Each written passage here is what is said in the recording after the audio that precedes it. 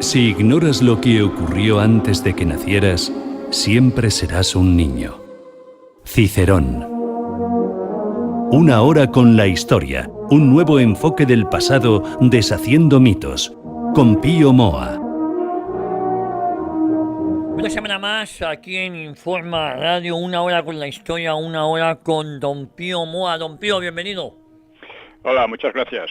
Bueno, estamos de enhorabuena porque Don Pío Moa acaba de sacar un libro interesante, lapidario, brutal, sobre la historia del Partido Socialista, el partido más influyente en los últimos 100 años. Efectivamente estuvo 40 desaparecido. Don Pío, ¿qué nos puede decir acerca de su último libro? Bueno, vamos a ver. Este libro salió el miércoles pasado a las librerías y claro, hay otros libros también sobre la historia del PSOE, como el de la historia criminal del PSOE, ¿no? Que es un libro importante, ¿no? Lo que pasa es que este libro se titula El PSOE en la historia de España. Es decir, es un libro, por una parte, de la historia del PSOE, la historia de España en los últimos 100 años, y también la historia de otros partidos, incluido el PP en los últimos 30 años, ¿no? Porque todo esto está íntimamente entrelazado. La historia también de los separatismos. Todo esto está muy estrechamente entrelazado, ¿no? Entonces el libro es un poco una síntesis de todo ello. Y se sobreentiende, por otra parte, que la influencia del PSOE comienza con la huelga revolucionaria de 1917, una huelga muy interesante por lo que ocurrió y por sus efectos, porque aunque fue derrotada, hubo un montón de muertos, ¿no? Pero aunque fue derrotada, sirvió para que el PSOE se fortaleciese y aumentase notablemente su participación en el Congreso, en diputados, ¿no? Es una de las cosas paradójicas que ocurren a lo largo de todo este tiempo con el PSOE, ¿no? Y esta influencia, claro, desaparece con el franquismo y reaparece en la transición. Y en la transición se ha convertido en el partido también más influyente y más importante, incluso cuando estaba en la oposición, porque tenía, vamos a decir, una superioridad intelectual e ideológica sobre la derecha, sobre el PP, que hizo que fuera el PP el que siguiera las políticas y las ideologías del PSOE. Esto es una cosa curiosa, pero es necesario entenderla bien. El PP intelectualmente es y la mayor parte de la derecha, ¿no? El PP es un partido intelectualmente vacío, por eso está siguiendo prácticamente todo lo que... Hubo un suceso crucial al que no se ha dado la importancia que tiene, pero que es una importancia decisiva, que fue en 2002 cuando Aznar, o sea, el PP, condenó el franquismo. Esto es fundamental porque la democracia viene del franquismo. No podía venir de fuera del franquismo, porque fuera del franquismo no existían demócratas. Su oposición era comunista fundamentalmente. Luego hubo otra oposición que en el libro denomino como oposición zascandil, que venía del propio franquismo, parte de ella. Otros eran gente que veían que, claro, Franco iba a morirse necesariamente, era ya muy viejo, y que había que tomar posturas y se convirtieron en antifranquistas, incluso en socialistas, ¿no?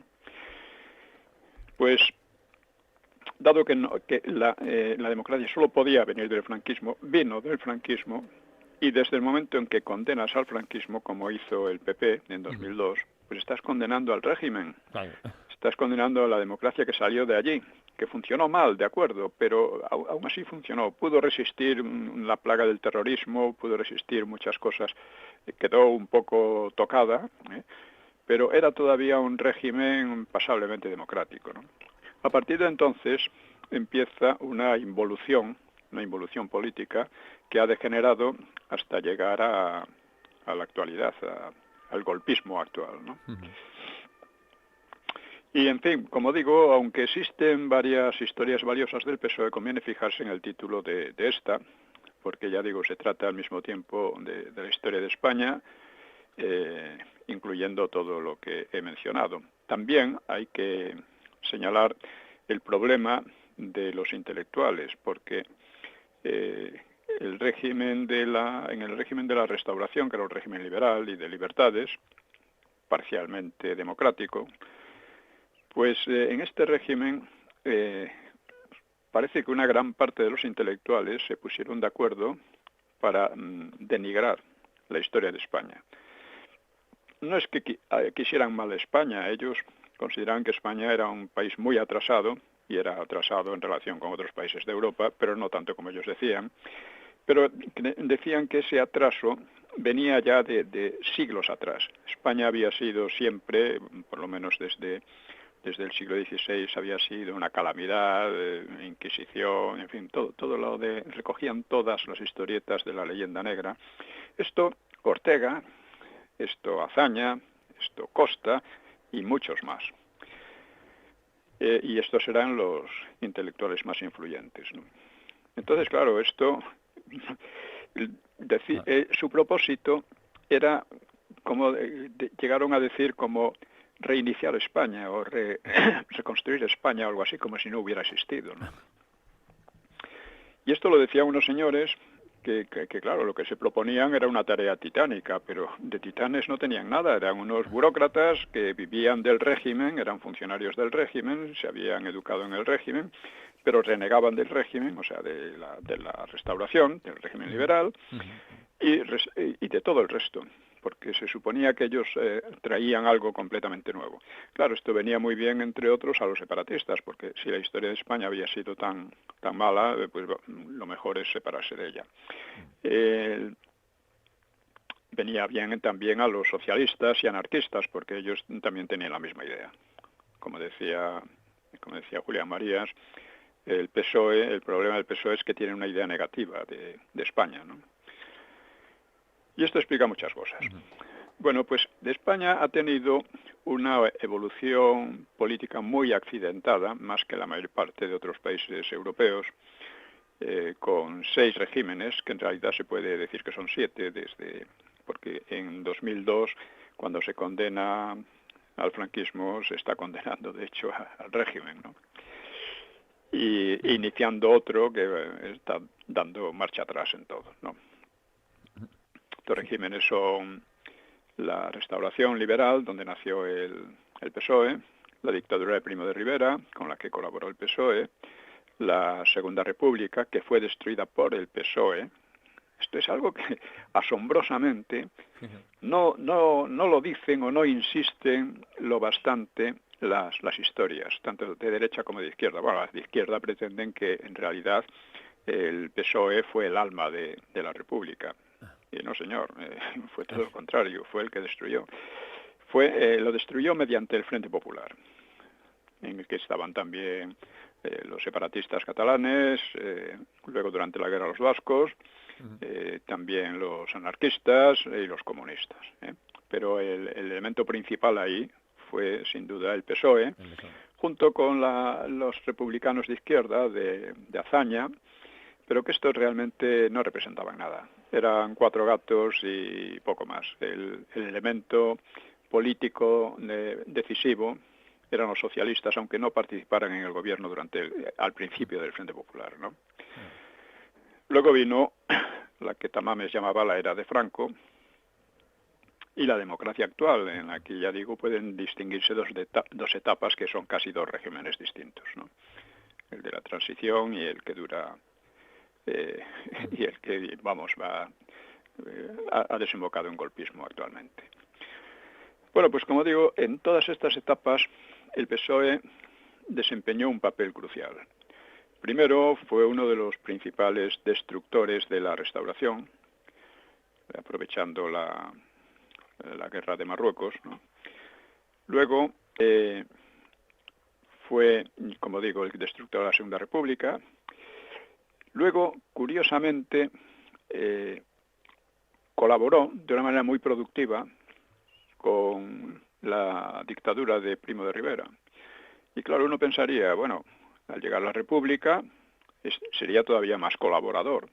pero no, su colaboración fue muy condicional, ha colaborado con la República con el propósito de hacerla evolucionar a una situación que permitiera lo que llamaban el paso al socialismo, ¿no? Que era una concepción comunista, ¿no? En aquel momento, en aquella época, el marxismo del PSOE era sovietizante, ¿no? Tenía como modelo a la Unión Soviética. Y luego, claro, durante el franquismo, pues descansó, con lo cual descansaron también los españoles, yo creo. Y al llegar a la democracia, pues su papel ha sido el que sabemos. Entonces, lo que nos importa, mucho más allá de ver si fue bueno, malo o regular, ¿no? Pues es entender el porqué de esto, cuáles eran sus ideas de fondo y cuál ha sido su trayectoria en unos y otros casos. Algunos dicen que, por ejemplo, que es que el PSOE de la transición ya no tenía nada que ver con el anterior. Era gente nueva que había desbancado a los viejos, era gente con otras ideas que había renunciado al marxismo, etcétera, etcétera. Bueno, todo esto lo trato en el libro porque es muy importante ver que no es así. O sea, es mucho más complicado que esto, la cuestión. Y bueno, esto es lo que puedo decir en este momento sobre el libro. Creo que es un libro que permite un enfoque bastante completo, muy compendiado, claro está, pero bastante completo sobre la historia de España en los últimos 110 años, básicamente. El PSOE nació en 1879, celebró su centenario en 1979, como 100 años de honradez, que hace falta tener cuajo, ¿no? Tener mucho cuajo, sí. Lo celebró así. Pero durante más de 30 años fue un partido insignificante, un partido irrelevante, eran poca gente, no influían para nada. Empezaron a influir cuando Pablo Iglesias, que fue el fundador del partido, pues consiguió un escaño, pero lo consiguió no tanto porque los obreros le votaran, sino porque se alió, una coalición con los republicanos. Los republicanos sacaron bastantes más escaños y él sacó uno, pues el partido del PSOE sacó uno. Lo que pasa es que esto, ya digo, empezó a cambiar con la ¿cómo se dice?, la huelga revolucionaria del 17, que le permitió, a pesar de su fracaso, le permitió convertirse en una fuerza real en la política española.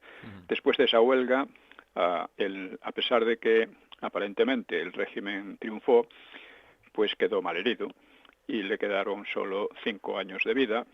Lo salvó in extremis, salvó la monarquía, no el régimen Primo de Rivera, y luego, en fin, pasó lo que pasó. Bueno, todo esto es lo que trato en el libro. Es decir, no es simplemente una historia del PSOE como un fondo, evidentemente siempre hay un fondo histórico general, pero aquí el fondo histórico lo trato mucho más a fondo, ¿no? Y bueno, visto esto, hay un tema que tiene la mayor importancia y es la relación entre el PSOE y la política internacional española. El PSOE, como recordamos, una de las primeras cosas que hizo fue abrir la verja de Gibraltar, convirtiendo a el Peñón en un enorme negocio para Inglaterra, un inmenso negocio corruptor para la política española y perjudicial para la economía de la zona.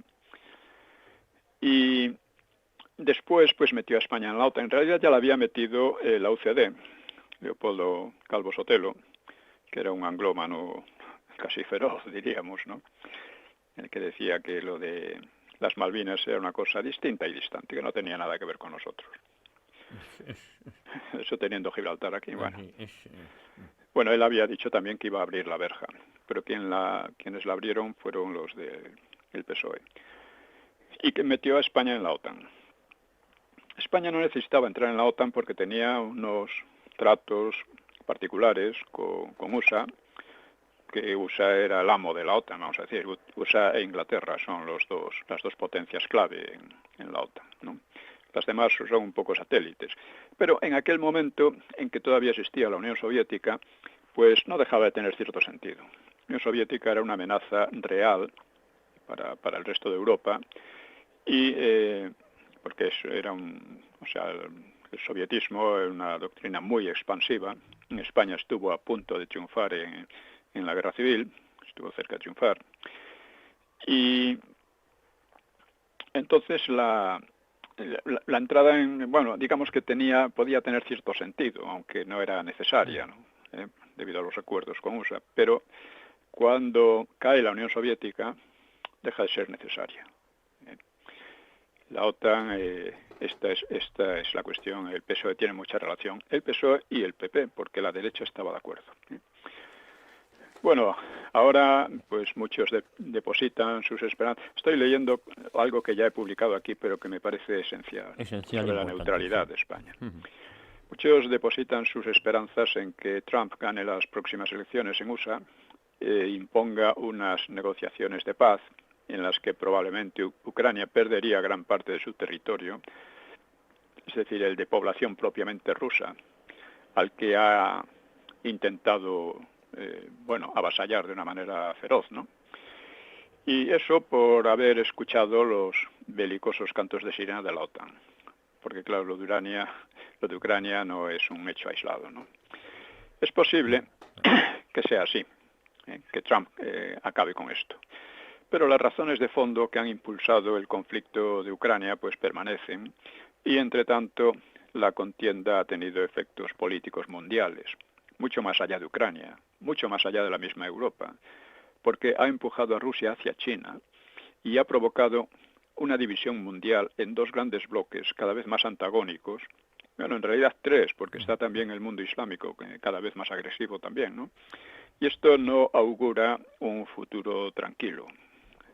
Y por lo que se refiere a España, pues, como ya he dicho, he elaborado un manifiesto que propondré a la firma de personas razonables e influyentes a fin de informar a la opinión pública y contrarrestar el empuje deformante y anestesiante de una propaganda belicista. Belicista que, en fin, están hablando ya directamente de la guerra europea, ¿no? España, precisamente por su tradición de neutralidad en las anteriores guerras mundiales, tiene una baza moral que es preciso jugar ante, claro, estas derivas cada día más peligrosas. Y el manifiesto dice así. Ya lo he leído, pero lo vuelvo a leer porque es fundamental. Sí. La actual guerra de Ucrania repite los efectos de las anteriores de Irak, Afganistán, Siria o Libia. Cientos de miles de muertos, millones de desplazados y destrucción de países enteros. En Ucrania se habría evitado de haberse cumplido los acuerdos de Minsk de 2014, o se habría cortado con los preacuerdos de Turquía al poco de comenzar las hostilidades, a las 6 semanas o por ahí, ¿no? Pero en lugar de ello, tiende a intensificarse y a descontrolarse. Mientras, los dirigentes de la OTAN y de la Unión Europea hablan de preparar el choque directo con Rusia a gran escala y sin intermediarios. Zelensky es el intermediario actualmente, ¿no? Esta sería la tercera gran guerra europea y mundial después de las dos del siglo XX, y seguramente la más devastadora que podamos concebir. La OTAN fue una organización con doble carácter. Primero defensivo frente al expansionismo soviético y al mismo tiempo promotor de los intereses particulares de Estados Unidos y secundariamente del Reino Unido, que por entonces protegían al resto. En fin, tenía una preeminencia bastante justificada entonces, ¿no? Pero una vez caída la Unión Soviética, la OTAN ha primado esos intereses particulares, perdiendo insensiblemente su carácter defensivo para embarcarse en una serie de intervenciones bélicas, invocando siempre una democracia que en ningún caso se ha dado, o pretextos como las supuestas armas de destrucción masiva de Irak. Estas amenazantes tendencias nos afectan muy profundamente. El argumento de una defensa ante un posible expansionismo ruso no se basa en ningún hecho, declaración ni posibilidad real hoy por hoy. Pues basta comparar los presupuestos militares de Rusia y los de la Unión Europea, incluso sin los Estados Unidos, para darse cuenta de ello. España no puede ni debe ser aliada de Rusia, porque no tenemos ningún interés político de fondo con ella, aparte que nos queda lejos, ¿no? Pero no tiene, no tiene ningún conflicto con Rusia después de la caída de la Unión Soviética. En cambio, sí tiene España conflictos, y muy graves, que tratan de disimularse con las potencias dominantes de la OTAN, Estados Unidos y Reino Unido. Este último invade nuestro país en un punto estratégico clave, Gibraltar. Gibraltar es el centro del eje Baleares, Estrecho, Canarias, que es el punto clave estratégico de nuestra defensa, ¿no? Está en manos de otra potencia que nunca ha sido amiga nuestra, ¿no? Mientras que las bases militares norteamericanas nos harían blanco de los misiles en caso de guerra europea. A su vez, Marruecos está especialmente protegido por la OTAN, siendo el único país que nos amenaza directamente. Ocupó ilegalmente el Sáhara español, se propone hacer lo mismo con Ceuta y Melilla, ciudades que la OTAN atribuye implícitamente a Marruecos, porque se ha negado a ponerlas bajo su protección. Y mientras, pues promueve una auténtica, me refiero a Marruecos, una auténtica invasión de inmigrantes ilegales en dichas ciudades y en las Canarias. Por lo tanto, es evidente que ni la OTAN nos protege, ni necesitamos su protección frente a Marruecos, ni las potencias dominantes de la OTAN son amigas de España, a la que humillan y perjudican permanentemente. En caso de la guerra europea en preparación, llegue a hacerse real o no, en fin, esperemos que no, pero están hablando de ello abiertamente, ¿no? El papel atribuido a España no podría ser otro que el de servir de carne de cañón para los intereses representados y condensados en Gibraltar. España permaneció neutral en las dos anteriores guerras mundiales, con extraordinario beneficio directo para el país e indirecto para el resto de Europa. Bueno, no hay más que recordar, por ejemplo, en la Segunda Guerra Mundial, las decenas de miles de judíos que se salvaron gracias a la neutralidad de España, por poner un ejemplo, ¿no? Bueno, pues por las mismas razones es esencial recuperar aquella política en la actualidad. Y ante todo, es indispensable poner la cuestión sobre la mesa del debate político en una situación internacional cada vez más sombría y amenazante. Es decir, se trata de hacer consciente a la gente de la situación que se está creando, que es una situación peligrosísima, ¿no? Y contrarrestar por eso el muro de silencio en que tratan de encerrar la política internacional de España, en que tratan de encerrarla tanto el PP como el PSOE, como los separatistas, dando por hecho que España no tiene ningún papel que jugar, que es un país satélite, que es un país sin verdadera entidad propia, y que, si es necesario que se movilice a la gente para defender a los intereses de Inglaterra y USA, teóricamente democráticos, pues se hace, ¿no? Digo teóricamente porque ya vemos las democracias que han sacado, ¿no? Luego eso, aparte de otro problema, que es el de la progresiva tiranización, por decirlo así, de la Unión Europea, ¿no? Europea es un país, un conjunto de países en que actualmente te pueden despedir del trabajo, hacerte la vida imposible y hasta encarcelarte por rechazar la ideología LGTBI. Bueno, pues visto esto, vamos a, como saben quizás nuestros oyentes, he vuelto a Twitter después de unos cuantos años en que estaba bastante harto de aquello, ¿no? Más que nada para promover estas políticas de las que nadie quiere hablar, ¿no? Y hay algunos temas que me gustaría señalar, porque la facilidad de irse de dar un bandazo de un extremo a otro, pues es grande, ¿no? Por ejemplo, hay otra guerra importante que es la de Israel. Desde luego, la lo que está haciendo Netanyahu me parece que va a perjudicar ante todo a Israel a la larga, pero no hay que olvidar que Israel es un país pequeño como la provincia de Badajoz. Ha construido una cultura de primer nivel en ciencia, en técnica, en literatura, etcétera, ¿no? Y lo ha hecho en permanente amenaza existencial por sus vecinos, que lo dicen abiertamente, tratan de exterminarlo, ¿no? Y encontramos aquí a gente que quisiera verlo exterminado por los islámicos, ¿no? Israel no nos amenaza, los islámicos sí, nos están amenazando claramente, ¿no? Yo opino que en política interior España debería imitar a Israel, es decir, desarrollar la ciencia, una técnica propia, en fin. Claro, Israel no habría podido subsistir sin el apoyo de USA, pero aún con ese apoyo ha hecho maravillas, ¿eh? Y creo que en política exterior deberíamos imitar a Suiza, o sea, la neutralidad de Suiza. Hay que ver cosas que están ocurriendo. El PSOE, el PP y el Banco Central están de acuerdo en traer a millones de inmigrantes. Eso cuando España tiene la mayor tasa de paro de la Unión Europea. Y eso a pesar de las graves y crecientes tensiones sociales que provoca esta inmigración. Claro, ¿por qué quieren esto? Claro, Pues por dos razones, ¿no? Primero, desprecian la cultura y la identidad de España. Y por otra, aspiran a crear unas masivas capas bajas de trabajadores sobreexplotados. Y a eso le llaman rentabilidad, ¿no?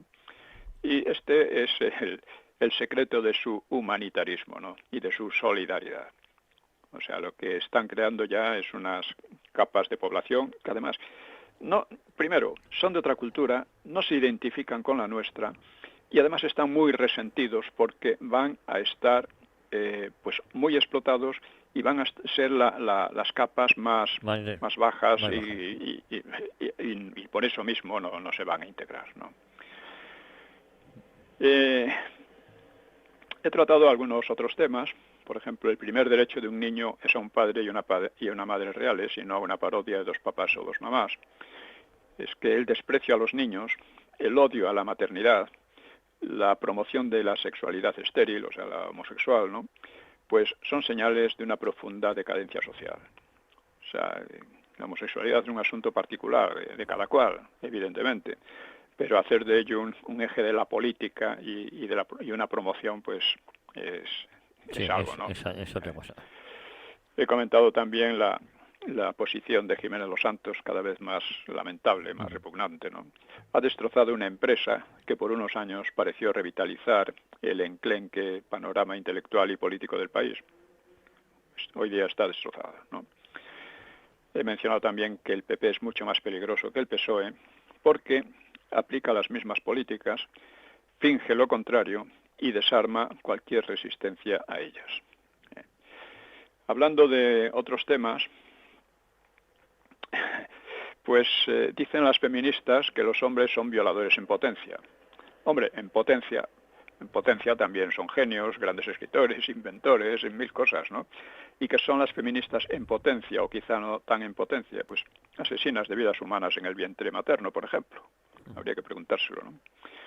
¿No es una cosa verdaderamente extraña que grupos de lesbianas y enemigas de la maternidad se pretendan ser las representantes de la mujer? Las representantes políticas de la mujer. Claro, habría que preguntarse si entonces los representantes del varón serían los que una exministra del Saunas, Dolores Delgado, lo que llamaba maricones y nenazas. A lo mejor estos son los auténticos representantes del varón, ¿no? He mencionado también alguna otra cosilla, un poco en broma, pero que es en serio, ¿no? O sea, las mujeres viven más tiempo, hablan y sonríen mucho más, se suicidan mucho menos, delinquen muchísimo menos, se drogan mucho menos, evitan los trabajos más pesados. Bueno, estos abusos patriarcales tienen que cesar de una vez, ¿no? Para que el feminismo triunfe. Hay cosas que solo se pueden tomar un poco a broma, pero no tan a broma, porque, por desgracia, tienen el poder. Han conseguido el poder de una manera extraña y bueno. Claro. Muy bien, pues con Pues estas consideraciones podemos pasar al tema que hoy nos ocupa, ¿no? Al a episodio de seguir, hoy. Sí. porque estamos hablando de la historia del franquismo, de la evolución del régimen, que es muy mal conocido eh, por la mayoría, mal conocido debido a que una gran parte lo ha falseado, lo ha falsificado de manera deliberada, y otra gran parte lo ha facilitado esa falsificación. Bueno, el PP lo ha condenado, ¿no? Entonces ya, ¿para qué vamos a hablar, no? Y por eso mismo es necesario vindicarlo. Creo que hay dos cuestiones de fondo políticas en España, que son la vindicación del franquismo y la neutralidad en esta guerra que parece que están preparando entre todos. Son dos temas de los que nadie quiere hablar, pero por lo menos nosotros vamos a hablar y vamos a ver si se va creando un movimiento en ese sentido, porque estos son verdaderamente políticas de fondo. Sí, Políticas mucho más importantes que si suben o bajan 2 puntos los impuestos, que en fin, que todo eso es importante, sí, pero no tanto como esto otro, porque esto otro afecta a nuestra identidad y a nuestra supervivencia como nación, realmente. Bueno, pues estábamos hablando de en fin, cómo se creó, cómo se hizo el llamado Contubernio de Múnich y cómo iba creciendo la contestación, vamos a decir, al régimen, ¿no? Poco a poco, pero que era ya un poco significativo hacia finales de los 60. Bueno, significativo sobre todo en la universidad. Y en cuanto a las huelgas, porque recordemos que el Partido Comunista, después del fracaso del maquis, orientó su estrategia a penetrar en los sindicatos, el sindicato vertical, y sobre todo en la universidad y en la intelectualidad, que fue donde consiguió más éxito. Todavía ese éxito lo estamos viviendo, ¿no? En cuanto a las huelgas, pues ya digo, casi todas eran por motivos económicos o por solidaridad, ¿no? El Partido Comunista solía estar detrás de ellas, en nombre de comisiones obreras y pues añadiendo coletillas políticas a las demandas salariales. O sea, básicamente pedían, por ejemplo, aumento de salarios, con lo cual movilizaban a gente, y luego en sus panfletos y tal añadían en las libertades políticas. Las libertades en nombre del comunismo, podemos imaginar lo que eran, ¿no? Bueno, en algunos casos las huelgas llegaron a ampliarse mucho. Por ejemplo, en algunas ciudades, como en Granada, en 1970, hubo 3 muertos en el enfrentamiento con la policía. Ferrol, con 2 muertos en 1972. Vigo también en 1972 fue una huelga prácticamente general, aunque no hubo víctimas mortales. Pamplona en 1973, huelga general en Pamplona, sin víctimas, general hasta cierto punto, pero sí, muy mayoritaria, ¿no? Pero los datos de huelguistas y jornadas perdidas, según las estadísticas históricas de España, que es lo que he tratado, en lo que me he basado fundamentalmente, que es una serie, son varios tomos muy interesantes y desde luego nada franquistas, pero que claro, reproducen los hechos, ¿no? Las estadísticas, los números, ¿no? Así, en 1966 se perdieron 184.000 jornadas involucrando a 37.000 trabajadores. En 1970, 1.100.000 jornadas y casi 500.000 de trabajadores. En 1972 bajó a 586.000 jornadas y 277.000 trabajadores implicados, ¿no? Y en 1975, que fue el último año de Franco, pues fueron 1,8 millones y 647.000 trabajadores. Las cifras pues revelan unos altibajos muy pronunciados de unos años a otros, con una tendencia general al aumento. Bueno, podemos preguntarnos, ¿eran cifras muy altas? Pues seguramente las de Francia, Italia o Inglaterra las superaban muy ampliamente. Sí.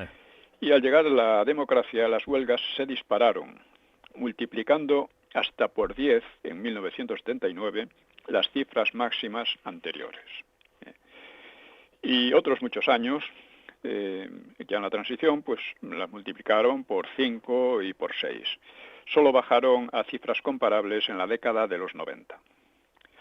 Ocasionalmente se producían también muertos en las manifestaciones derivadas de las huelgas, cosa que también ocurría en otros países.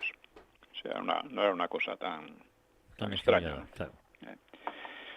La conclusión es que los movimientos huelguísticos y los disturbios estudiantiles distaron mucho de amenazar seriamente al franquismo. En la mayoría de los casos, los huelguistas no se oponían al régimen, sino que simplemente exigían tales o cuales mejoras prácticas, aunque los partidos activistas procuraban politizarlas, lógicamente, ¿no? Otra muestra de la realidad fue el pobre éxito obtenido por los partidos antifranquistas en reclutar adherentes entre la emigración a países europeos. Que esto es muy interesante porque efectivamente la emigración a estos países pues permitía a los partidos antifranquistas pues actuar con toda libertad, ¿no?, en la propaganda y la agitación, y sin embargo consiguieron muy pocos resultados. La inmensa mayoría no se volvió antifranquista y nada. Volvieron a España porque era una emigración de ida y vuelta, no tenía nada que ver con la inmigración que sufrimos actualmente, ¿no? Bueno, dentro de esos límites, pues los datos revelan una subversión creciente, una subversión cada vez más radicalizada en los años 60 y 70. Y para hacerle frente, el gobierno creó en 1963 el Tribunal de Orden Público, el TOP, famoso, que duraría 13 años largos hasta 1977. Pues un magistrado comunista llamado Juan José del Águila escribió en 2001 un libro muy impresionista sobre dicho tribunal. Según él, la represión habría afectado, dice directa o indirectamente, no sabemos qué significa ese indirectamente, a lo mejor se refiere a las familias, ¿no? Habría afectado a 50.000 personas, bueno, entre 38 millones, bueno. Pero muchas de ellas fueron absueltas por falta de pruebas, o ni siquiera juzgadas. Claro, o sea, que una cosa es que te metan por sospechoso y otra que te condenen, ¿no? Y esto relativiza mucho la impresión de arbitrariedad jurídica que intenta transmitir el bueno del Águila, ¿no? Los condenados reales no pasaron de 9.000, menos de 700 al año. Una cantidad muy escasa para un país que entonces tenía 35 a 38 millones de habitantes, a los que se suponía que todos estaban descontentos y en rebeldía abierta o latente, ¿no? En total hubo 11.261 procesados y las penas en total fueron 10.146 años de prisión, es decir, menos de un año por persona. Y tampoco esto suena a una dureza despiadada, aunque el del Águila sugiere un padecimiento colectivo de las víctimas. ¿Qué será eso del padecimiento colectivo, no? Como las penas realmente largas pues recaían sobre muy pocas personas, si quitamos estas, o sea, las que realmente tuvieron bastantes años encima, pues la media de un año por persona debe rebajarse todavía más. ¿Y cuántos de esos años fueron realmente cumplidos? Pues pocos, pues las sentencias de hasta un año no solían implicar prisión. Sobre las condiciones carcelarias, un antifranquista preso durante 5 años, al que yo conocí, Enrique Pérez Mengual, escribía al diario derechista ABC el 26 de octubre de 2008. Dice, en la información de ABC sobre la cárcel de Carabanchel, que llama en aquel lugar de la memoria la cárcel de Carabanchel, hoy en demolición, dice, hay datos erróneos en relación con los presos políticos de la cárcel. Se dice, los revueltos años 60 llenaron sus celdas y con el nacimiento de comisiones obreras, la cárcel llegó a su particularísimo y cruel no hay entradas. Eso dice el ABC, periódico monárquico. Y dice este señor que estuvo allí, claro. Dice, más adelante se informa de que en el 77, cuando Marcelino Camacho abandona la cárcel, dice, la prisión empezó a llenarse entonces de presos comunes. Dice, los hechos fueron bien distintos, dice el autor. Los presos políticos ocupaban solamente la sexta galería, una pequeña galería de unas 50 o 60 celdas. En el año 67 éramos alrededor de 40 presos políticos.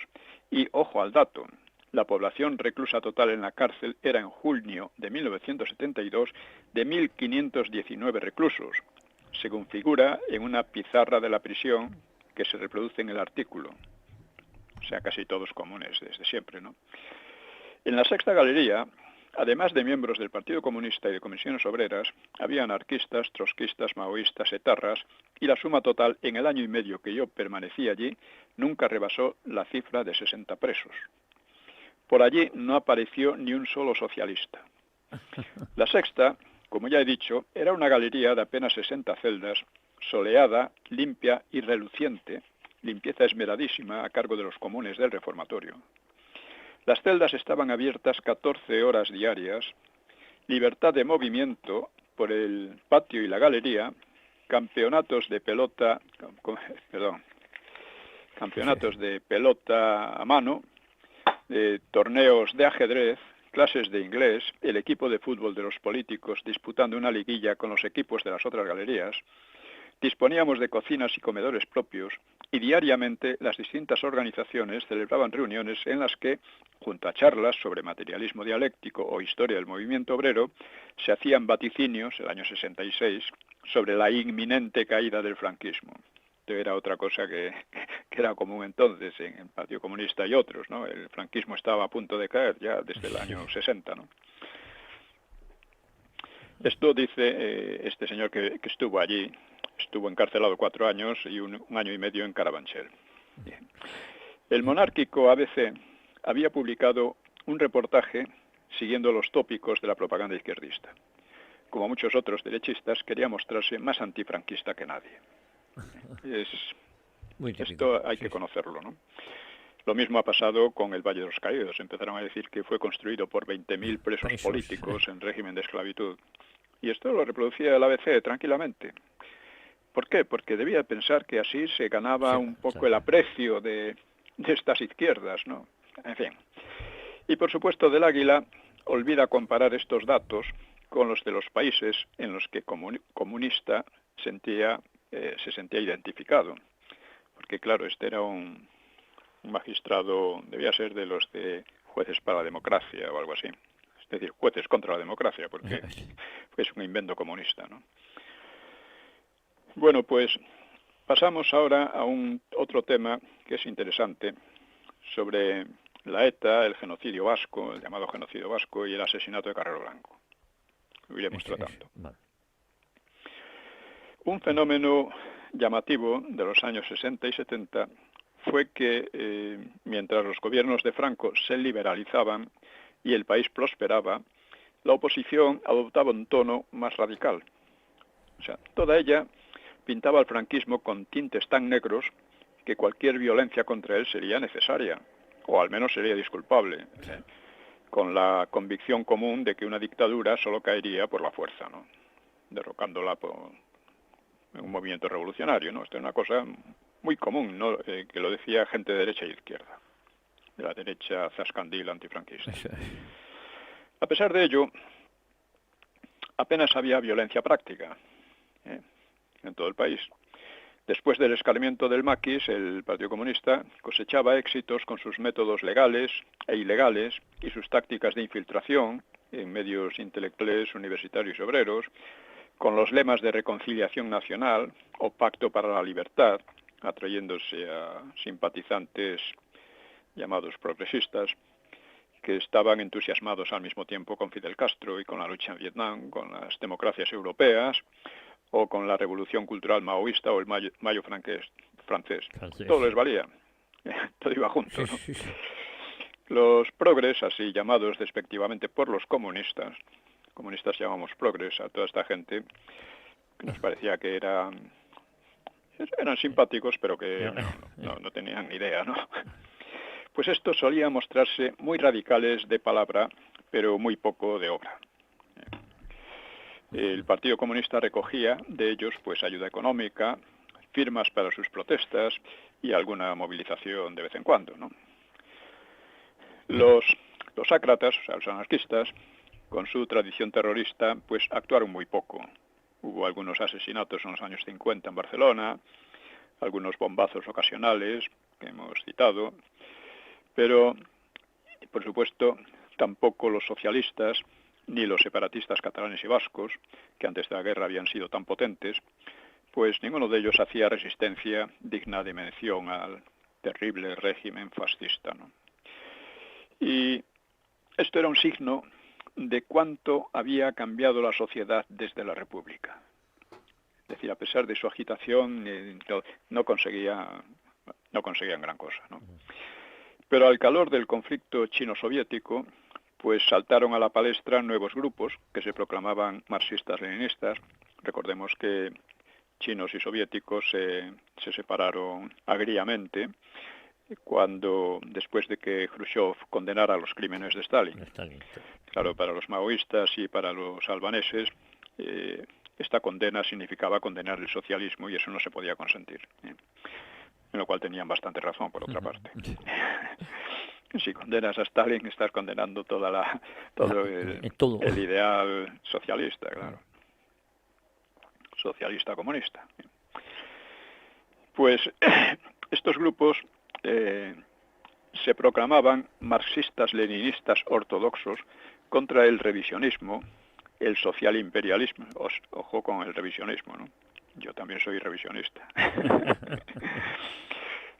El revisionismo es una exigencia elementalísima del trabajo científico, simplemente, ¿no? Científico o racional, ¿no? Pues atacaban al social imperialismo, llamaban a la Unión Soviética degenerada después de Khrushchev, a la degeneración burguesa, esto como llamaban a la Unión Soviética posterior a Stalin.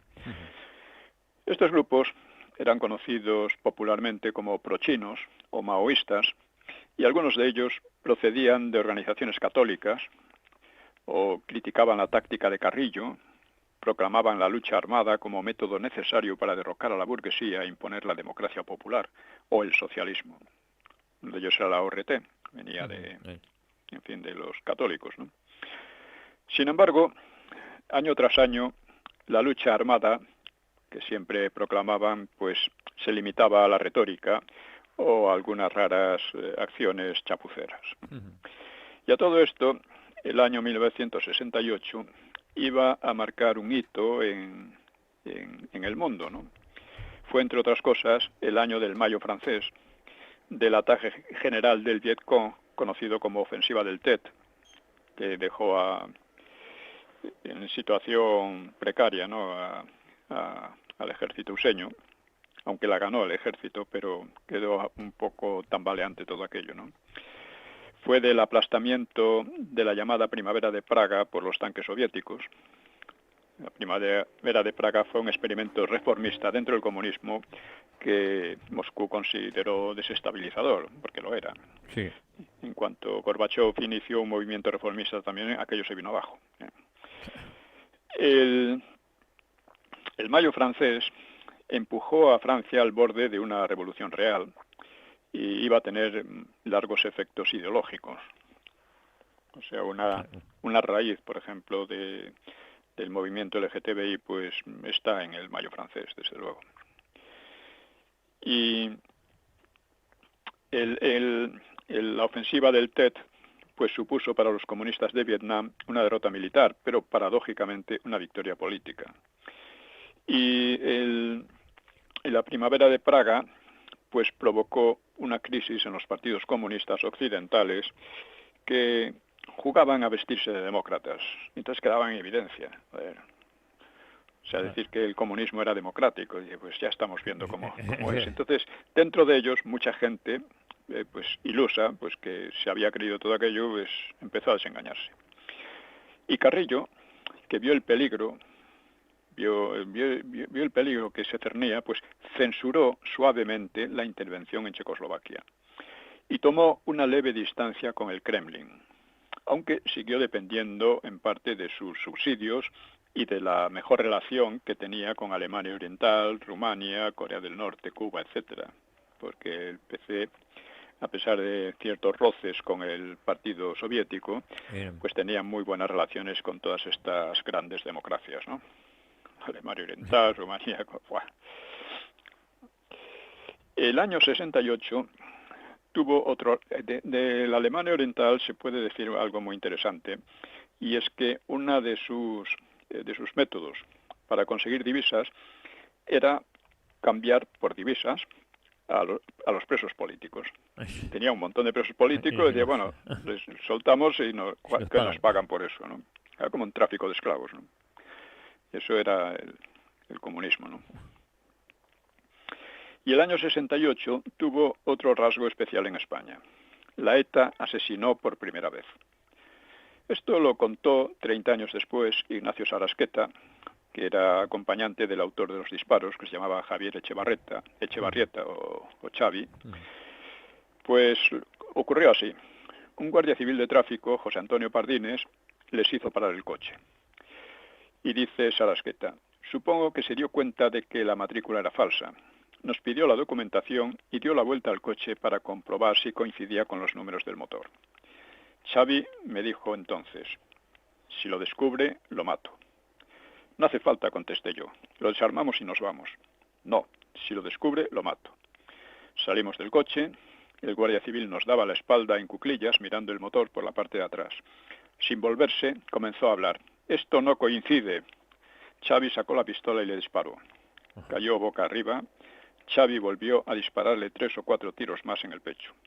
Había tomado centraminas y quizá eso influyó. Se toma muchas centraminas, sobre todo en los exámenes, ¿no? Sí, sí. Era un guardia civil anónimo, dice Sarasqueta, un pobre chaval. No había necesidad de que aquel hombre muriera.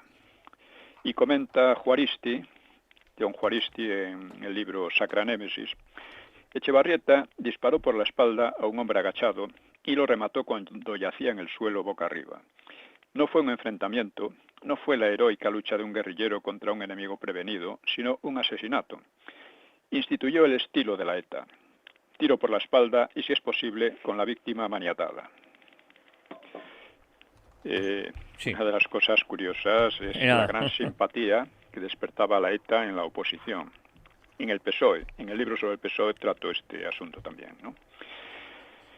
Los dos etarras se refugiaron en casa de un cura, normal. Así pasaba. Sí. Echevarrieta, en quien la euforia provocada por las centraminas había cedido al pánico, insistió en marcharse. Salimos de la casa y nos detuvo una pareja de la Guardia Civil. Los dos llevábamos una pistola en la cintura. Primero me cachearon a mí y no la notaron. Recuerdo que Xavi lanzó un rugido y después una escena típica del oeste, de las de a ver quién tira primero. El Guardia Civil disparó antes que yo y salí corriendo. No supe en ese momento que Xavi había muerto. Sarasqueta fue detenido poco después, fue condenado a muerte y la sentencia le sería conmutada, ¿no? En el juicio, el juicio de, ¿cómo se llamaba? El juicio de Burgos. Eso es. El juicio de Burgos. Sí, sí. Entre la ETA, el PNV, el clero separatista y la oposición antifranquista, pues compusieron un relato entre heroico y martirial, sobre como de lucha por la libertad y el crimen represivo. Xavi habría sido cazado a tiros, sacado del coche, esposado, puesto contra la pared y matado de un tiro en el corazón. Esta es la versión que soltaban estos. Es muy interesante contrastarla con la del que estaba con él en aquellos momentos, ¿no? En su honor se compusieron poemas y canciones. Una de ellas adaptaba otra comunista dedicada a Julián Grimao. Decía, he conocido el crimen una mañana, color tiene mi pena de sangre humana. Así empezaba, ¿no? Sí. El crimen etarra fue un crimen gratuito, sin asomo de épica, realizado por un estudiante semidrogado, pues tuvo un carácter inaugural. El nombre del grupo terrorista empezó a sonar dentro y fuera de España, despertando solidaridades. Hasta entonces, la ETA era un grupo sin mayor importancia, como tantos que llevaban años hablando de lucha armada, como los maoístas, ¿no? En adelante se convertiría, junto con los comunistas, y siendo la ETA misma próxima al comunismo, el juicio Burgos se proclamaron marxistas-leninistas, se convertiría en el enemigo principal del régimen. Bueno, a decir verdad, el enemigo principal del régimen por aquellos años sería la Iglesia. Sí. Eso es así. 2 meses después, en agosto, los jefes etarras se vengaban matando a tiros en Irún al comisario Melitón Manzanas, de la Brigada Político-Social. Y este golpe ilumina otras facetas de la época, como vuelve a explicar Sarasqueta. Dice: la primera información sobre sus movimientos, los de Manzanas, me la dio John Oñatibia, miembro del PNV. Supimos qué autobús cogía, a qué hora, incluso dónde solía sentarse. En aquella época, media Guipúzcoa estaba aterrorizada por este hombre, con una terrible fama de torturador. Dice él mismo: siempre he pensado que se valía más de esa fama que de la propia tortura. Porque claro, siempre se... Obviamente era una mentira, bueno, una mentira a medias, había tortura, ¿no? Pero no de la manera salvaje que la presentaba la oposición.